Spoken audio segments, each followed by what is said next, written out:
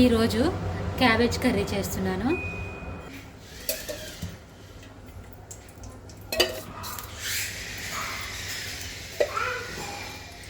Oil వేసుకున్నాం, ఉల్లిపాయ పచ్చిమిరపకాయ వేసుకున్నాం, ఇందులోనే కరివేపాకు. ఇవి వేగిపోయిన తర్వాత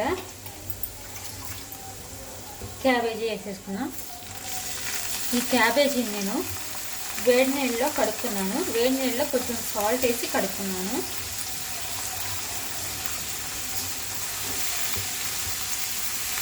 కొంచెం సేపు మూత పెట్టుకుని మగ్గించుకుందాము.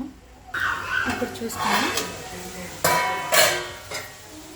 దీంట్లో ఉన్న నీరంతా ఎగిరిపోయింది, మగ్గింది. ఇప్పుడు పసుపు వేసుకుందాం. ఇందులో ఆయిల్ పైకి వచ్చేంత వరకు మగ్గించుకోవాలి.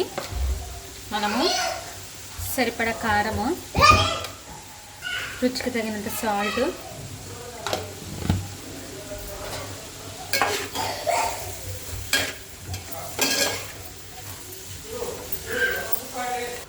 ఇందులో కొంచెం వాటర్ వేసుకుని ఉడికించుకుందాము.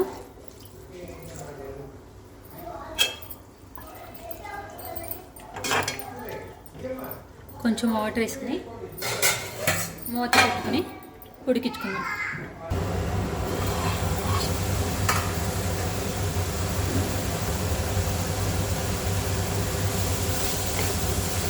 క్యాబేజీ కూడా నీళ్ళన్నీ ఎగిరిపోయినాయి. మనం పోసిన నీళ్ళు కొంచెం సేపు ఉంచుకుని దింపేసుకుందాం.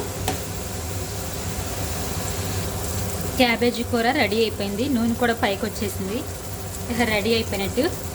లేదా ఆపేసుకుందాము. ఇది మీరు కూడా ఒకసారి ట్రై చేయండి, చాలా బాగుంటుంది.